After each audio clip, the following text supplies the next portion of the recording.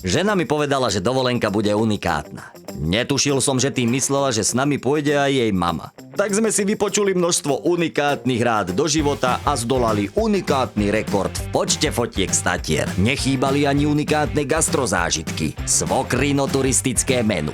Objavili sme aj unikátne blúdisko. Ťažšie bolo v ňom potom objaviť svokru. Vraj dávajte si pozor na deti. Schladiť sme sa boli vo svetovom unikáte. Tam sa už našťastie nikto nestratil, okrem zo pár opálov. A keď sme už pri chladení, nakoniec sme so svokrou predsa len našli spoločnú reč. Celkom unikátne pri chladenom pive z pivovaru na unikátnom mieste. Svokrin mobil ale zaznamenal unikátne množstvo fotiek aj v Poloninách, pri unikátnych kostolíkoch aj ich malých verziách. Nakoniec sme si ale dovolenku všetci užili a strávili spolu ozaj unikátne chvíle. A vlastne zažiť takú unikátnu dovolenku vie mať svoje čaro, najmä v kraji unikátov.